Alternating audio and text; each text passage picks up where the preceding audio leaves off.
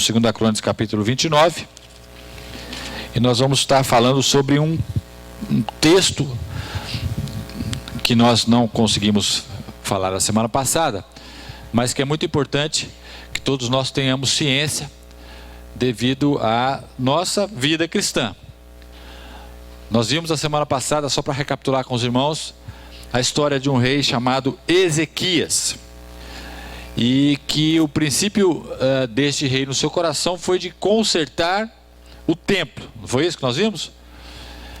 E o templo naquele momento, naquela época, significava a presença de Deus entre o povo de Israel. Se o templo tivesse organizado e o lugar de culto estivesse sendo utilizado da forma correta, isso significava que toda a nação ela recebia os benefícios deste momento espiritual e eles eram agraciados, e a nação de Israel, como eu falei para os irmãos, ela aumentava o seu território geográfico. E quando o templo estava desorganizado, ou o culto ao Senhor não estava sendo feito da forma adequada, o que acontecia?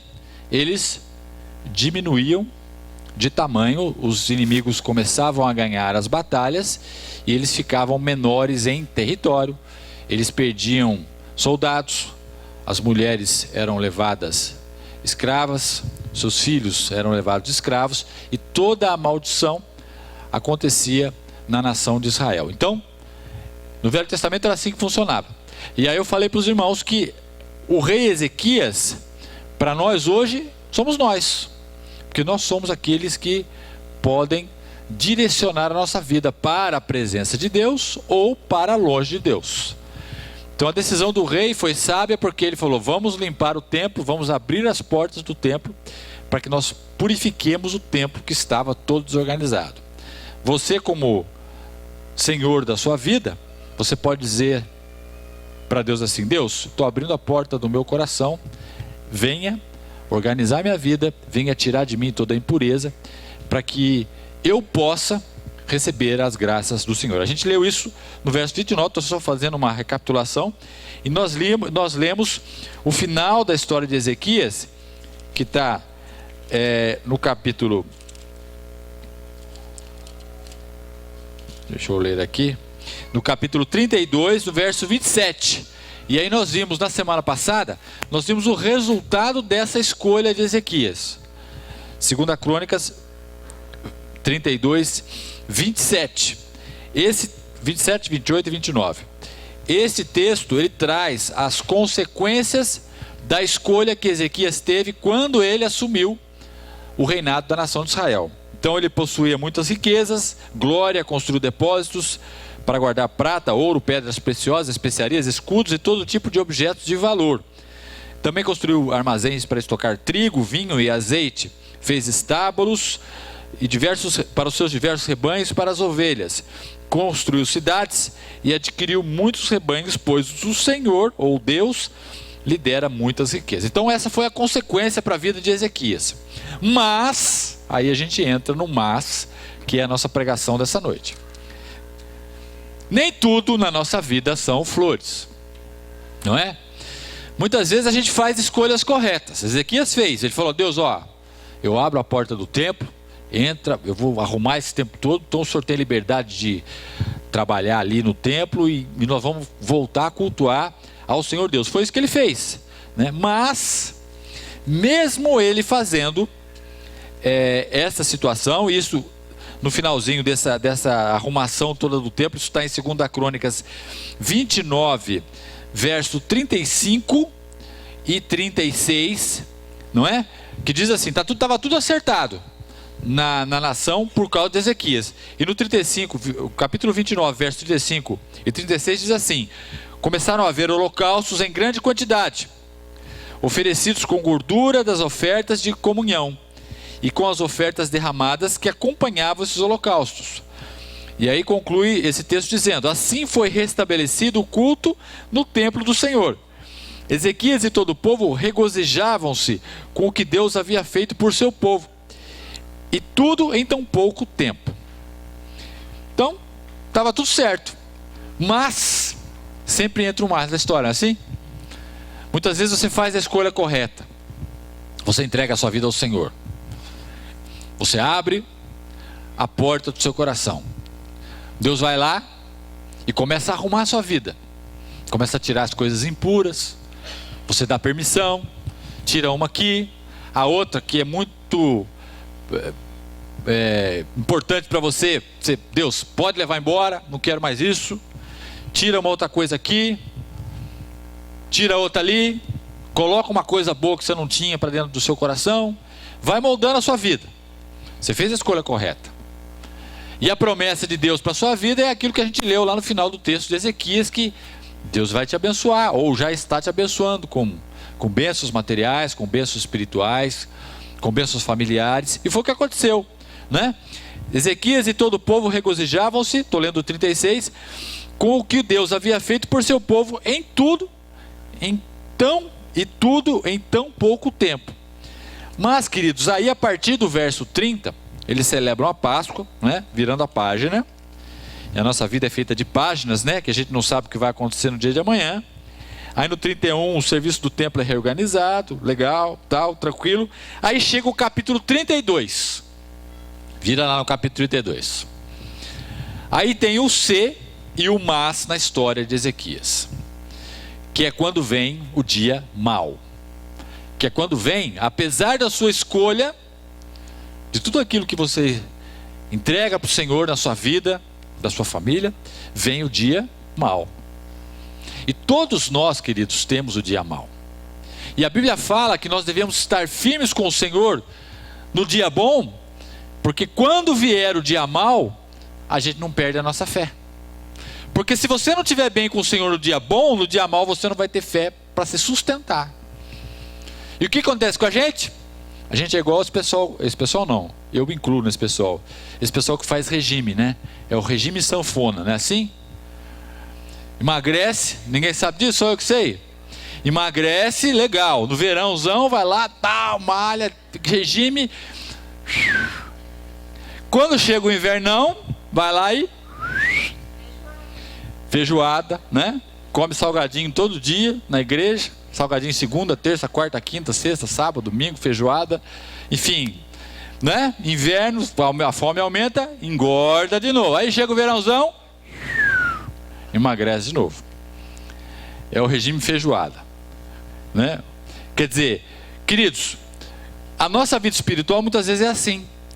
Porque quando a gente está no dia bom, Deus, valeu, obrigado, estou tranquilo, vou viver minha vida, né? Aí você chega lá fora, chega o dia mau, porque chega para todo mundo, né? A Bíblia fala que a chuva cai para o justo e o injusto. Então, quer dizer, nós somos salvos, a salvação está reservada para nós na eternidade, mas a nossa vida reserva páginas que a gente não gostaria de ter, mas tem, não é? E quando chega o dia mau, você está lá longe, né? E muitas vezes pela misericórdia de Deus você, nossa, preciso voltar para a igreja, vou frequentar culto de novo, vou voltar a ter comunhão. Aí você volta, né? É o sanfona, né? Não sei se tem crente sanfona, mas bom, tudo bem, acho que não existe. E agora tem, inventei. Você volta para a igreja, aí você se alimenta de novo, aí é o contrário, você engorda, né? Espiritualmente, tô legal, tô saudável, vou embora, vou dar uma voltinha de novo lá fora e tal. E aí lá você leva umas cacetadas e você volta para a igreja. Não é assim? Isso quando Deus tem um propósito na sua vida. E quantas pessoas não se perdem nesse efeito sanfona? Quantas pessoas saem porque estão legal, mas não tem mais fé para voltar depois, desanima na fé. E quantas pessoas ficam para o meio do caminho? Graças a Deus que isso não foi a sua situação e nem a minha, porque nós estamos aqui ouvindo essa palavra hoje, né? Então, queridos, esse dia chega para todo mundo. E o problema é que quando você não está preparado para o dia mau, quando você está se alimentando de Deus no bom dia, no dia bom, né, que é o momento de você realmente se alimentar do Senhor, de você estar se alegre, regozijando na casa do Senhor, foi o que Ezequias fez. Ezequias, ele abriu a porta do templo, consertou toda a vida espiritual daquela nação. Eles estavam num bom dia, num dia bom, porque Deus fez muitas coisas em pouco tempo, como fala aqui. Mas aí veio o dia mau, que nós vamos ler em 2 Crônicas, capítulo 32. E olha lá o que aconteceu. Vamos entender um pouquinho esse texto aqui da palavra do Senhor. Eu vou ler então 2 Crônicas 32, verso 1, que diz assim: depois de tudo que Ezequias fez com tanta fidelidade, olha como começa o verso. Senaqueribe, rei da Assíria, invadiu Judá e sitiou as cidades fortificadas para conquistá-las. Veja só como é que o capítulo começa. Depois de tudo que Ezequias fez com tanta fidelidade, ou seja, ele deu tudo que ele tinha para o Senhor. Falou: Deus, conserta aí, ó, tá tudo desarrumado, eu vou fazer o que eu puder, eu vou botar esse povo para orar, vou botar esse povo para fazer sacrifício, vamos acertar esse templo, vai voltar a ter lá a adoração ao Senhor. Ou seja, mas vem o capítulo 32, e depois que tudo isso que ele faz com tanta fidelidade, vem um tal de Senaqueribe, rei de uma nação vizinha chamada Assíria, e começa a sitiar, ou seja, coloca o seu exército em volta das cidades fortificadas para conquistá-lo. Por que eles faziam isso? Porque se você sitia uma cidade, isso em estratégia de guerra, você fecha os mantimentos daquela cidade. Não entra mais comida, não entra mais água. E aí o que acontece? O povo fica fraco, porque não tem comida e não tem água. Então eles sitiam, deixam aquele povo lá sem poder sair, né? Só ali dentro está tranquilo, ninguém entra, mas também ninguém sai, e não chega mais comida. Aqui o que acontece com aquele povo, com aquela cidade? Ela fica fraca, seus habitantes vão ficando fracos, porque não tem como se alimentar. Quando está fraco, eles vão lá e invadem, tranquilo, vence a guerra. Então o Senaqueribe começou a sitiar as cidades para conquistá-las. E aí, continuando aqui no verso 2, diz assim: quando Ezequias viu que Senaqueribe pretendia guerrear contra Jerusalém, consultou os seus oficiais e os comandantes dos exércitos sobre a ideia de mandar fechar a passagem de água das fontes do lado de fora da cidade, e eles concordaram. Muito bem. E aí depois, continuando, no verso 6, ele nomeia sobre o povo oficiais militares e os reuniu na praça, junto à porta da cidade, animando-os com estas palavras. Veja só a palavra de Ezequias. Então, queridos, veja, estava tudo tranquilinho, eles estavam em paz, Ezequias fez o que tinha que ser feito, mas vem Senaqueribe e começa a causar problema nesta situação estável em que Israel estava. E aí o que Ezequias fala no verso 7? Sejam fortes e corajosos, não tenham medo, nem desanimem por causa do rei da Assíria e do seu enorme exército, pois conosco está um poder maior do que os que está com ele. Com ele está somente o poder humano, mas conosco está o Senhor, o nosso Deus, para nos ajudar e para travar as nossas batalhas. E o povo ganhou confiança com o que disse Ezequias, rei de Judá. Então, queridos, quando vem o dia mau, quando vem o Senaqueribe, quando vem aquela pessoa que quer te sitiar, quer tirar as suas forças, ele fica em volta de você, o problema fica em volta de você, minando as suas forças, fazendo você ficar fraco, sem alimento, sem água. O que você tem que fazer? Você já está alimentado e você tem que dar uma palavra de ordem contra o Senaqueribe, contra o problema que está com você, dizendo para você mesmo, aqui ele falava para os seus oficiais, mas para você mesmo: não, eu vou ficar forte, eu vou ser corajoso, eu não vou ter medo. Estou usando esse verso, queridos, do verso 7, eu não vou ter medo, nem vou me desanimar por causa deste problema, por causa dessa dificuldade e do tamanho dela, porque comigo está um poder muito maior do que o que está com este problema. Com ele está simplesmente um problema, mas conosco ou comigo está o Senhor, o meu Deus, para me ajudar a travar a minha batalha. Essa deve ser a sua oração. Agora, só consegue orar assim quem está alimentado no dia bom. Quem está com a sua fé em dia, quando você pode estar com fé recebendo a graça do Senhor. Porque se você não estiver alimentado no dia bom, você não vai ter força suficiente para ter essa oração no dia mau. Ou seja, os problemas vão começar a minar a sua fé.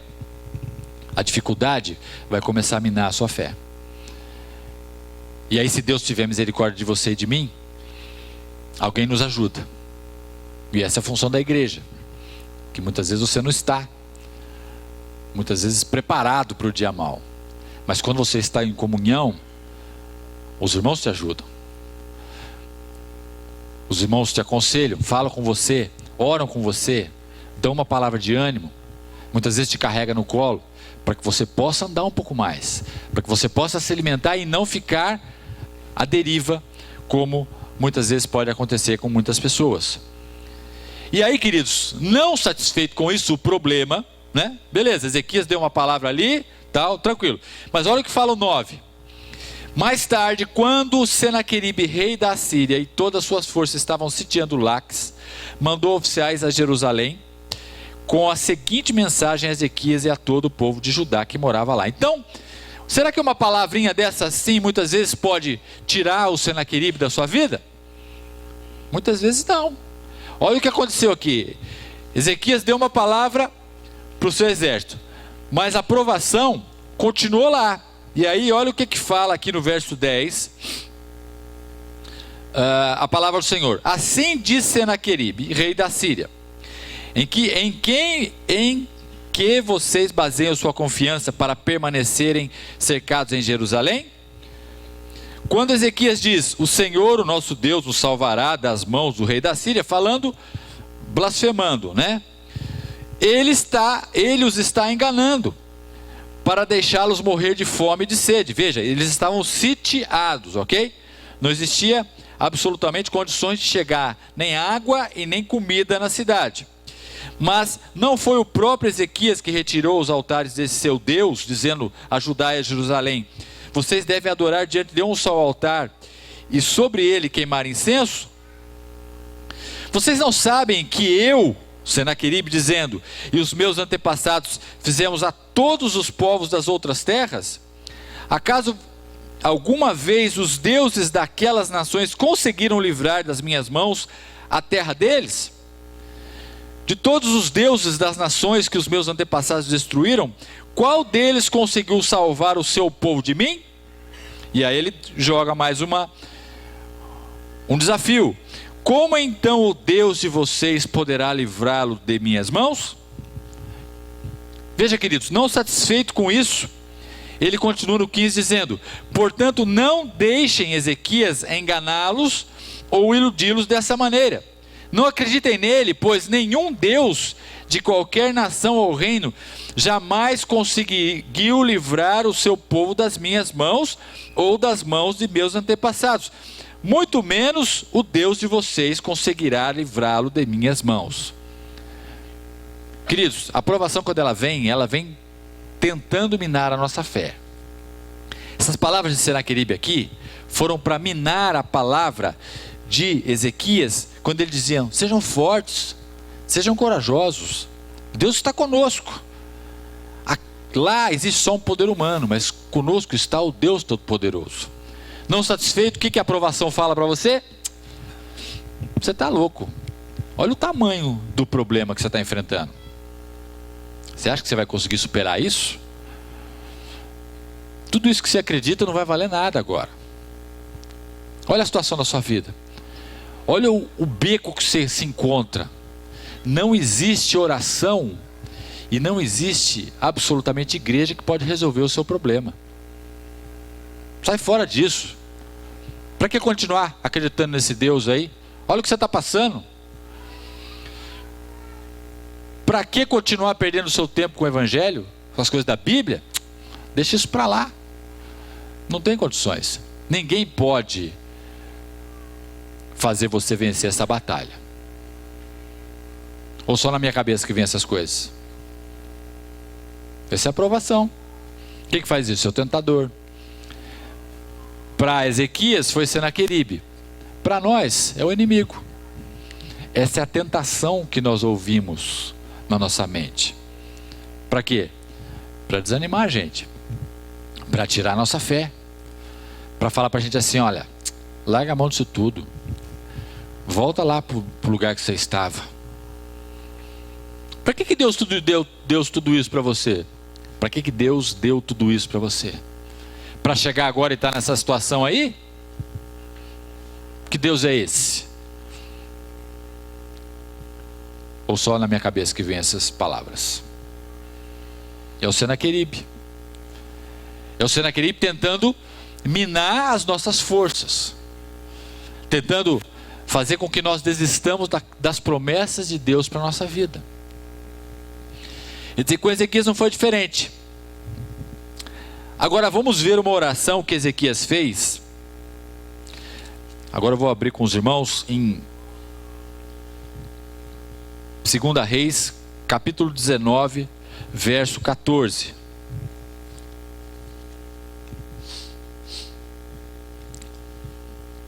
Segunda Reis, capítulo 19, verso 14. Olha só, olha a oração de Ezequias, olha o que ele fala.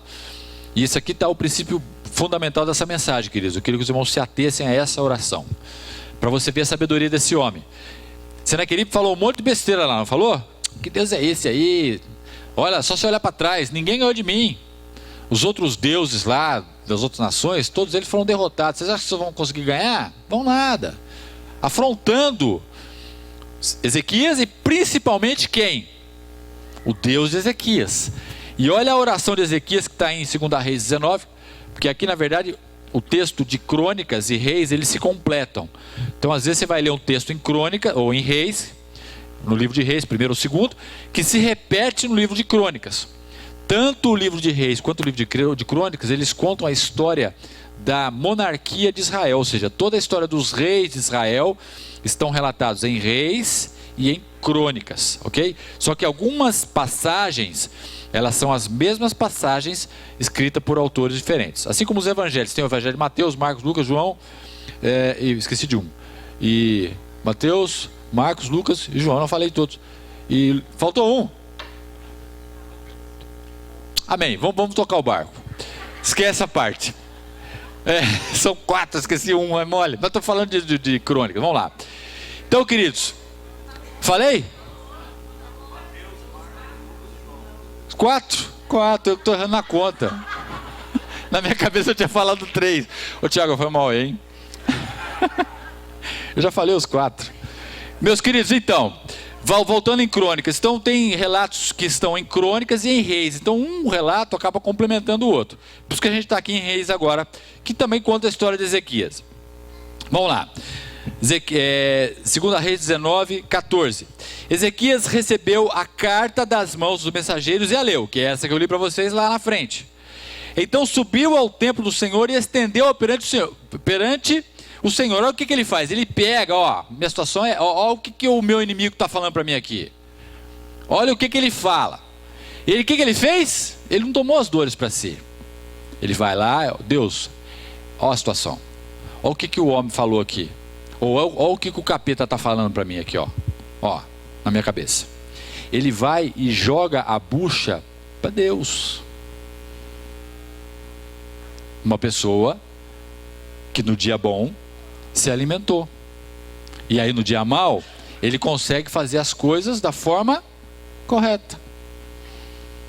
Ele não pega essa ofensa para si. Ele transfere para Deus. Então ele vai ao templo do Senhor e estende perante o Senhor. Ou seja, vai em oração.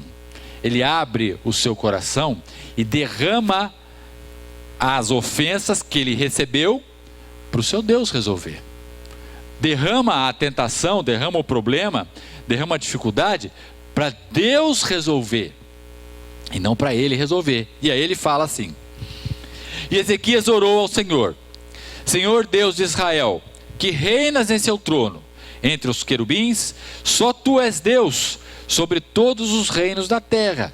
Tu criastes os céus e a terra. Então ele começa engrandecendo a Deus. Aquele Deus lá que Senaqueribe botou lá no chinelo, ele vai e exalta. O Senhor é o Deus Todo-Poderoso, o Deus que criou tudo. Dá ouvidos, no 16 ele fala, Senhor, e vê, ouve as palavras que Senaqueribe enviou para insultar o Deus vivo. Então ele honra a Deus e joga a desonra que ele recebeu de Senaqueribe. Deus está aqui, ó. É lógico que Deus sabia, mas ele espera, queridos, ele sabe o que o diabo fala na nossa cabeça, ele sabe a tentação que a gente passa, porque ele é onisciente. Mas o que ele espera de nós quando a gente recebe uma tentação, uma provação? Entregar para ele resolver, não tomar as dores da tentação, não ficar ofendido com a tentação, né? Nossa, me senti ofendido, magoei. Não, porque a tentação para nós é no reino espiritual. Entrega para aquele que pode resolver a tentação e se mantém firme na fé. Porque se você leva uma chapuletada e absorve a chapuletada, você balança. Se você leva uma ofensa e transfere a ofensa para o seu Deus, você fica imune àquela ofensa. Ela passa por você, mas ela não fica em você, e você não desanima na sua fé. E o que a gente faz? A gente absorve. A gente pega e recebe. Nossa, fiquei magoado, fiquei triste, magoei. Não é assim? A gente fica magoado. A gente toma as dores do problema. A gente absorve a carga do problema. A gente põe o problema nas costas e o problema começa a nos sufocar, porque a gente começa a receber aquilo que o problema quer que a gente receba, que é o desânimo, a falta de fé, a desesperança. E quando você, na hora que você receber, você já transferir para o seu Deus, você continua firme na fé e está entregando nas mãos de quem pode resolver a sua situação. E aí, ele transfere, ele diz, olha, as palavras de Senaqueribe enviou para insultar o Senhor, que eu acabei de honrar aqui, dizendo que o Senhor é o Deus Todo-Poderoso. E aí no 17 ele fala, é verdade, Senhor, que os reis assírios fizeram de todas essas nações e seus territórios um deserto. Então ele não desmentiu o poder de Senaqueribe, falou, esse cara é forte, o diabo é forte, é ou não é?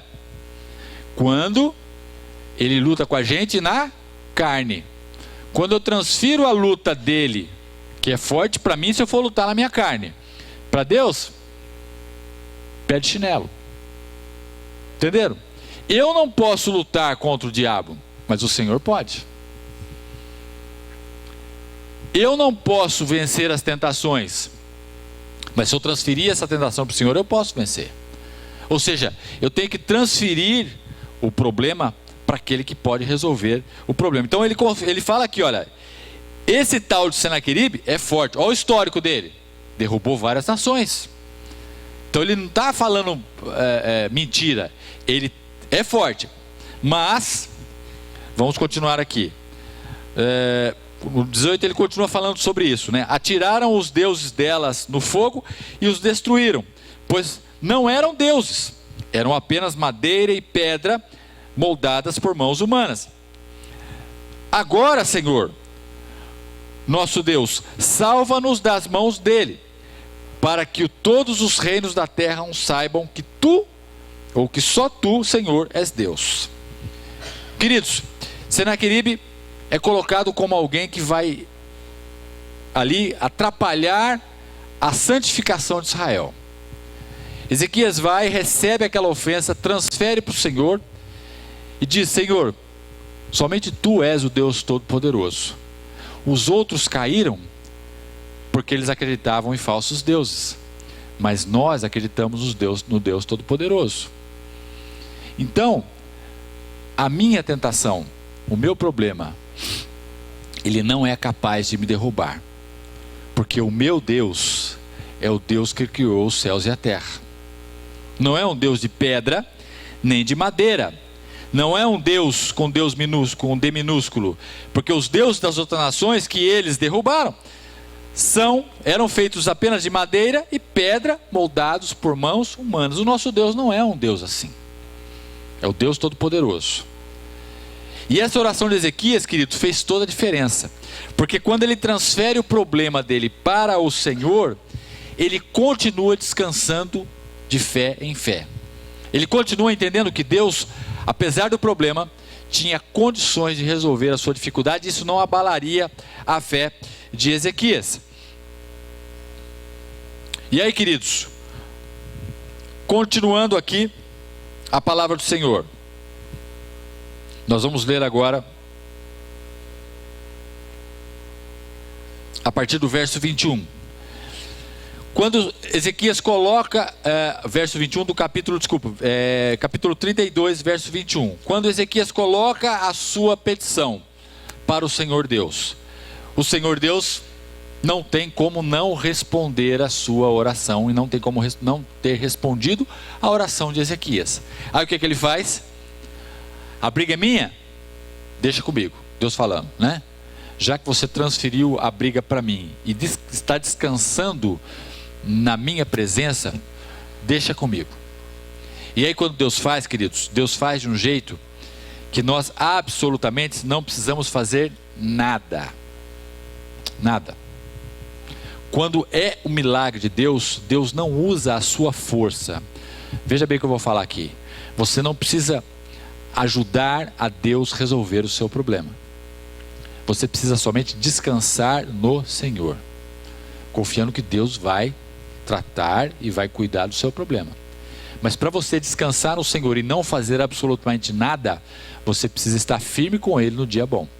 Porque senão você vai querer dar um jeitinho. Senão você vai querer dar uma força. Eu sei que Deus vai resolver, mas eu acho que Ele vai resolver por aqui. Aí você começa a direcionar o milagre de Deus. Começa a tentar dar um jeitinho para lá, na situação, ou começa a dar um jeitinho para cá. E aí, na verdade, não é Deus que está fazendo, é você. E quando aí, às vezes você vai dar um jeitinho para cá, não dá certo, você desanima. Depois você tenta mais um pouquinho para lá, não dá, você desanima um pouco. Isso vai minando a sua fé. Descansar no Senhor significa você entregar para Ele o problema e confiar que Ele vai resolver, sem você precisar fazer nada.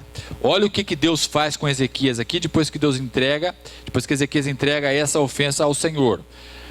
E o Senhor, no verso 21, veja só. E o Senhor enviou um anjo que matou todos os homens de combate e todos os líderes e oficiais no acampamento do rei Assírio, de forma que este se retirou envergonhado para a sua terra. E certo dia, ao adentrar no templo do seu Deus, alguns dos seus filhos o mataram à espada. Ezequias precisou pegar em arma? Sim ou não? Alguém lutou? O que ele fez? Nada. Confiou no Senhor. Sabe qual a melhor forma de resolver o seu problema? Quando você não faz nada. Se você ficar tentando, Deus vai falar para você: continua tentando, estou aqui, estou esperando. A hora que você descansar, eu vou agir. E quando Deus age, você precisa fazer o quê? Nada. Os irmãos estão entendendo a palavra? Quanto mais a gente se mexer, menos Deus se mexe. Quanto mais a gente ficar parado, mais Deus se mexe. Então, queridos, a nossa vida, por isso que Jesus fala: vinde a mim todos vós que estáis cansados e oprimidos, que eu vos aliviarei. Porque, queridos, os problemas, o dia mau, ele nos cansa, ele nos oprime. E quando Jesus fala que eu vos aliviarei, Ele quer que nós descansemos no Senhor. Essa ansiedade, sabe, que fica na gente assim quando vem um problema, você quer resolver, e eu sou muito ansioso para resolver as coisas. É uma fraqueza de caráter que eu tenho. E você quer e dá um jeito, e vamos para lá, e vamos tentar aqui, vai lá e procura uma coisa, procura outra. Queridos, nós que somos cristãos, não é esta forma que a gente resolve o problema. A gente só resolve o problema descansando no Senhor. Agora, para você descansar no Senhor e não fazer nada, você tem que confiar nele. Se você não confiar, você não descansa. Você vai querer fazer alguma coisa. Você vai querer pegar em arma. Você vai querer para um lado, vai para o outro, e você vai se cansar. E o problema não se resolve. Para o pessoal do mundo até dá certo. Sabe por quê? Porque eles não estão sendo moldados pela palavra do Senhor. Você está. Às vezes a mesma estratégia que a pessoa do mundo usa, funciona. E para o crente não funciona. Porque nós não usamos a estratégia do mundo. Nós não precisamos dos meios que o mundo pode nos oferecer. Porque nós somos filhos de Deus. A nossa estratégia é dada por Deus e não por aquilo que as pessoas fazem que dá certo. Ou que resolve. É diferente. Nós somos um povo diferenciado. As pessoas falam que nós somos ignorantes. Mas de fato, nós somos sábios. Porque Deus está conosco. E a sabedoria de Deus está em nosso coração pelo Espírito Santo. Então nós não somos ignorantes, pelo contrário. Nós somos pessoas sábias, que sabem discernir o bem e o mal. Só aquele que tem o Espírito Santo tem essa capacidade. Então, queridos, eles não pegaram em arma. Eles não fizeram absolutamente nada. Deus resolveu o problema, porque Ezequias, ele fez o que era certo. Se alimentou no dia bom, e quando veio o dia mau, ele estava preparado para fazer aquilo que era certo. Deus resolveu? Resolveu. Absolutamente sem pegar em arma nenhuma. Absolutamente sem ninguém morrer. Sem ninguém ser morto à espada. Assim, agora, no verso 22, e veja só que interessante, antes de entrar no verso 22, né? O que aconteceu com Senaqueribe, o rei da Síria, no final do verso 21, olha lá. De forma que se retirou envergonhado para a sua terra, foi lá para a Síria de novo, e certo dia, está falando de Senaqueribe aqui, ao adentrar o templo do seu Deus, alguns dos seus filhos o mataram à espada.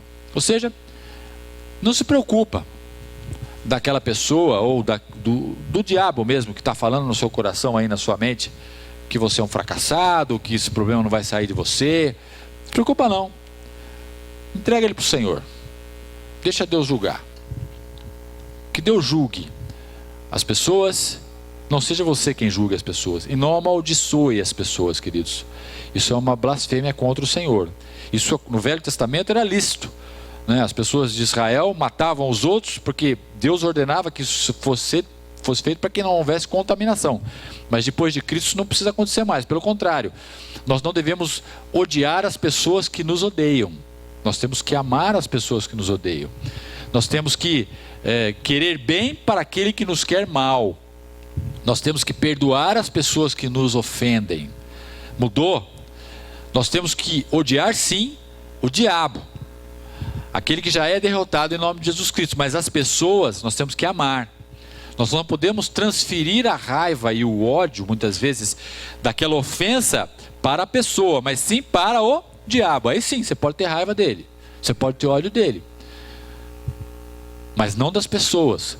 Então, queridos, nós temos que tomar cuidado, porque nós não lutamos contra pessoas, lutamos contra obras espirituais da maldade, ok? Não existe guerra santa entre nós, entre pessoas cristãs, não cristãs, absolutamente, de comportamento. A nossa luta é no reino espiritual. A nossa luta é contra as potestades do ar. A nossa luta é contra as tentações que vêm na nossa mente. É outro nível que a gente luta. É em outro nível que a gente luta nesse momento da nossa história. Muito bem, aí no 22 diz: assim o Senhor salvou Ezequias e o povo de Jerusalém das mãos de Senaqueribe, rei da Síria, e das mãos de todos os outros, e cuidou deles em todas as fronteiras. Muitos, 23, trouxeram a Jerusalém ofertas para o Senhor e presentes valiosos para Ezequias, rei de Judá. Daquela ocasião em diante, ele foi muito respeitado por todas as nações. Querido, esse é o final de Ezequias, o final da vida dele. Nós depois já lemos aqui no verso 27 que Ezequias possuía muitas riquezas e tal, e quer dizer, Deus o abençoou porque ele fez escolhas corretas na vida dele.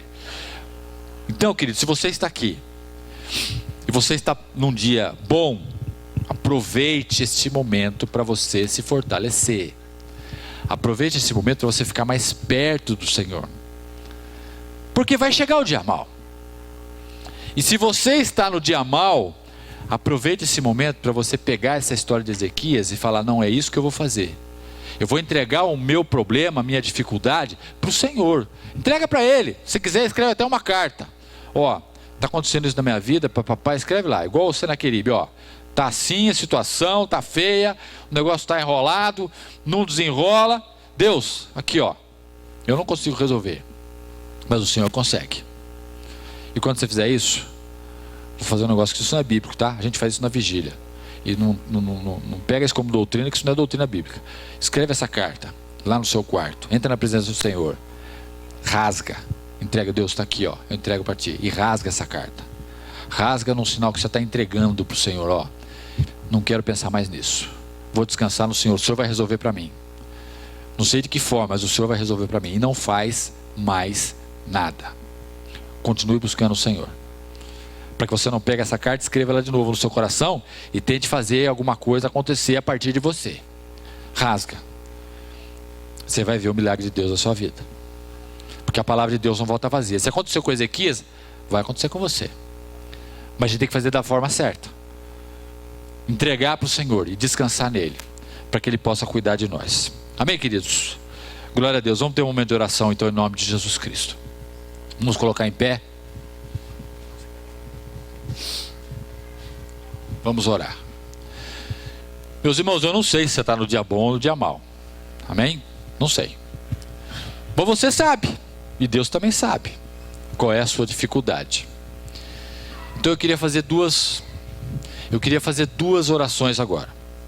A primeira, eu queria fazer por você que está no dia bom.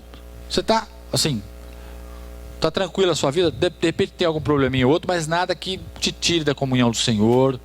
Sua vida está de uma forma, está estabilizada. Se você estiver nessa situação, eu queria que você viesse aqui na frente, em nome de Jesus, para que eu possa orar por você, para que você possa não desanimar nesta situação que você está. Porque, queridos, o maior perigo do crente é o dia bom, sabia? Porque no dia bom, a gente esquece de Deus. A gente vai gastar o nosso tempo com outras coisas. A gente vai curtir a vida, que não é errado. Mas a gente começa a colocar outras coisas que são mais importantes daquilo que Deus tem para nós. Então, o problema do crente não é o dia mau, é o dia bom, porque o dia bom faz você vacilar, faz você dar uma relaxada, você fica mais tranquilinho, né? E aí pode vir uma rasteira do diabo em você e você vai apanhar por causa disso. Então eu queria primeiro orar por você, que você está assim com sua vida mais ou menos estabilizada, tranquila. Se você está nessa situação, eu queria que você viesse aqui em nome de Jesus Cristo, que eu vou orar por você, para que você continue firme, para que você não caia no dia mau. Amém, queridos? Vem aqui em nome de Jesus Cristo. Glória a Deus. Vamos orar pelos irmãos, depois nós vamos orar por você também que está aí. Vem aqui em nome de Jesus Cristo. Essa oração que eu vou fazer agora, queridos, é uma oração assim importante para que você se mantenha firme, ok? E não esqueça do Senhor. Não é porque você de repente está numa situação favorável, confortável, tranquila, para que você não esqueça do Senhor, mas para que você se mantenha firme. Essa oração é para que você se mantenha firme no momento que Deus muitas vezes colocar na sua vida alguma coisa que você tenha que trabalhar em você. Amém? Vou orar por você em nome de Jesus. Em nome de Jesus. Deus, Pai, queremos abençoar os teus filhos aqui nesse momento, Pai. Queremos abençoar, Senhor, cada vida que aqui está. Queremos agradecer porque o Senhor tem feito obras maravilhosas na vida desses seus filhos que estão aqui, Pai. Eles estão aqui lhe rendendo graças porque eles estão recebendo de Ti algo que muitas vezes eles até nem merecem, mas que sabem que pela Tua misericórdia, pela Tua graça, eles têm recebido, Pai. Queremos pedir que o Teu Espírito Santo, Senhor, esteja agindo na vida deles, esteja vindo em situações que ainda sejam necessárias que eles se consertem contigo, Deus. Mas queremos pedir muito mais do que isso. Queremos pedir, Senhor, que eles não se desanimem, porque muitas vezes estão passando por uma situação de calmaria, uma situação de tranquilidade, uma situação, Senhor, que eles estão vendo a vida deles de uma forma, Senhor, feliz, de uma forma agradável, de uma forma harmoniosa. Que eles possam, Senhor, estar sabendo que o Senhor é o Deus de tudo. O Senhor é o Deus que constrói. O Senhor é o Deus que faz maravilhas. O Senhor é o Deus que nos dá, Senhor, alegria de viver. O Senhor é o Deus que nos dá bênçãos que nos dá situações que muitas vezes nós não merecemos, mas que eles continuem firmes, Pai, a todo tempo, que eles estejam contigo, Senhor, em qualquer situação, na fartura, no momento de felicidade, no momento de saúde como eles estão, no momento, Senhor, de abundância, que eles continuem contigo, em qualquer situação, Pai, que eles, Senhor, não virem as costas para Ti, que eles não desanimem quando o dia mal chegar, mas que eles estejam firmes para enfrentar o dia mal, e vencer o dia mal, assim como o Senaqueribe venceu, assim como o Senhor, assim como Ezequias venceu, assim como o Senaqueribe foi derrotado, assim como aquela tentação, aquele problema foi derrotado, eles querem estar firmes, Pai. Nós oramos para que nada tire a fé desses seus filhos que aqui estão, para que nenhum problema, nenhuma dificuldade, nenhuma tentação tire a fé que eles estão tendo em Ti, Pai. Que eles entendam que independente da situação, o Senhor é o Deus da vida deles, é aquele que vai fazer, é aquele que vai construir, é aquele que vai manter, é aquele que vai, Senhor, vai construir, Senhor, dias melhores na vida de cada um aqui nessa noite, Pai. Nós oramos agradecidos, em nome de Jesus, amém e amém. Amém, queridos? Volte para o seu lugar em nome de Jesus. Glória a Deus. Agora, queridos, eu queria orar por você que está passando por um problema, uma dificuldade, um Senaqueribe, uma situação que você não sabe como resolver, mas Deus sabe, e você quer hoje, aqui no altar do Senhor, entregar a Ele. Você não vai poder escrever, ok? Depois você pode fazer isso na sua casa, mas você pode entregar a Ele nesse momento. Venha aqui na frente em nome de Jesus. Venha entregar a ofensa que você tem recebido na sua vida para o Senhor. Venha em nome de Jesus. Glória a Deus. Queridos, vocês estão aqui na frente, vem um pouquinho mais para frente aqui, Chiquinho, faz favor. Isso, obrigado, dá um passinho mais para frente. Vocês que vieram aqui, vocês têm que entender o seguinte, essa palavra foi o seguinte, é isso que Deus tem falado no meu coração. Esta luta não é de vocês. Se vocês creem que existe um Deus que criou os céus e a terra, se vocês creem que nós pregamos um Deus vivo, um Deus que faz, um Deus que pode todas as coisas, esta luta não é de vocês, é do Senhor. Deus vai honrar a vida de vocês.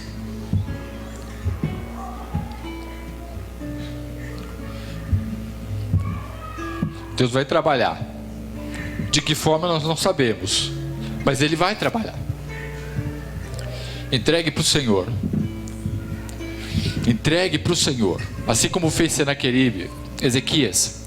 Entregue as ofensas de Senaqueribe para o Senhor. E nesse momento, queridos, quando eu estiver urgindo você absolutamente não fale e não tente resolver essa situação pelas suas próprias mãos, mas entenda que Deus estará trabalhando e Ele é fiel para cumprir aquilo que Ele começou na sua vida.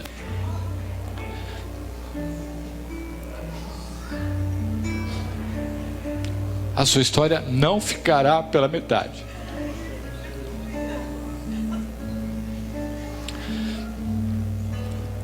A sua história não ficará pela metade, diz a palavra do Senhor essa noite para você. Continue firme, sabendo que Deus tem cuidado da sua vida. E tudo aquilo que você tem hoje já é um milagre de Deus na sua vida. Mas Ele vai te dar mais. Basta confiar e basta entregar para o Senhor. Em nome de Jesus. Senhor Deus, Pai, queremos, Senhor, nesse momento declarar vitória, Deus, para toda, Senhor, indiferença, para toda, Senhor, situação, Pai, que não está sendo possível resolver, Deus.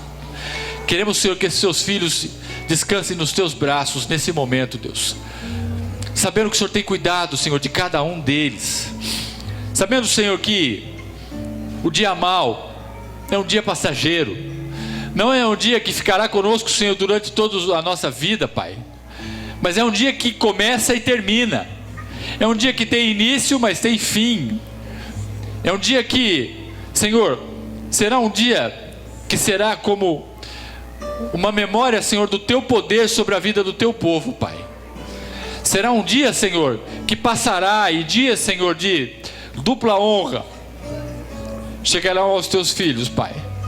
Deus, nós queremos declarar a Tua misericórdia, a Tua bênção, Senhor, sobre eles que aqui estão, Pai. Que eles possam, Senhor, entregar a Ti, Pai. Chorar no Teu altar, Senhor, as lágrimas, Senhor, de gratidão a Ti e de misericórdia por tudo aquilo que eles têm passado. Chorar, Senhor, no Teu altar e derramar, Senhor, no Teu altar todo o Teu coração, Pai. Continuando confiando, Senhor, na Tua presença, na Tua valiosa, Senhor, graça no coração de cada um deles, Deus. Nós cremos, Senhor, na Tua misericórdia sobre a vida do Teu povo, Pai. Sabemos que em tudo o Senhor tem um propósito. Se existe, Senhor, um problema, uma dificuldade, nós queremos entregar em Tuas mãos e declarar que o Senhor tem cuidado da vida de cada um de nós, Pai. Se não fosse a Tua misericórdia, Senhor, nenhum de nós estaria aqui. Queremos lhe render graças pela Tua soberania, pela Tua vontade, por tudo aquilo que o Senhor tem construído, Senhor, na nossa vida, por tudo aquilo, Senhor, que o Senhor tem falado em nosso coração. Deus, queremos nos derramar no Teu altar nessa noite. Queremos entregar, Senhor, a Ti toda a nossa ansiedade, Pai. Tudo aquilo que tem tirado o nosso sono, não tem deixado, Senhor, muitas vezes a gente viver, Senhor. Nós vivemos em paz com a nossa família, com o nosso marido, com a nossa esposa, com os nossos filhos. Deus, aquele problema no emprego, aquele problema na nossa saúde, aquele problema familiar, Pai. Deus, em nome de Jesus, guarda o coração dos Seus filhos. Senhor, renova as Suas forças, Pai. Nós queremos também repreender aqui, pelo sangue de Jesus Cristo, Pai, toda ação do diabo, toda ação do inferno, toda entidade, todo encosto, Pai, que caia por terra em nome de Jesus Cristo. Nós declaramos derrota, Senhor, no reino espiritual, para todo espírito maligno que esteja intentando sobre a vida dos Seus filhos, Pai, essa noite. Nós queremos declarar derrota para todo espírito imundo, todo espírito, Senhor, que vem derramar, que vem derrubar, que vem tirar a fé, que vem tirar a unidade, que vem tirar a harmonia, Senhor, de famílias, de casamentos, Senhor. Senhor, que vê todo devorador, Senhor, que vem atrapalhar a vida financeira dos Teus filhos. Nós queremos declarar derrota, Senhor, nesse momento, e entregar a Ti toda a ofensa, Pai, que eles têm recebido, toda, Senhor, situação que eles têm se sentido desonrados, que o Teu Espírito Santo venha reconstruir, Senhor, na vida deles nesse momento, Pai.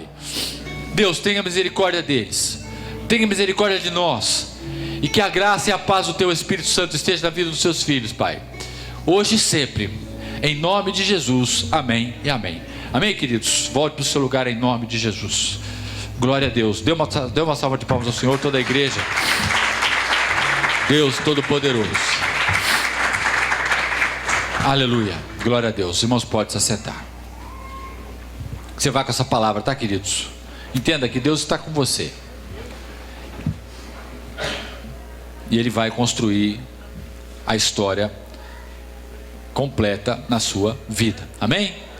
Então, você que está no dia bom, fique mais firme ainda com o Senhor. E você que está passando ou estava passando pelo dia mal, queridos, entregue para o Senhor. Deixa Deus trabalhar. Amém? E continue firme. Porque se você não ficar firme, você vai querer resolver os seus problemas com as suas próprias mãos. E aí Deus vai falar, beleza, então resolve aí que eu fico aqui no meu cantinho. Ok? Descanse no Senhor. Não faça nada, que Ele vai fazer tudo por você em nome de Jesus. Amém? Glória a Deus.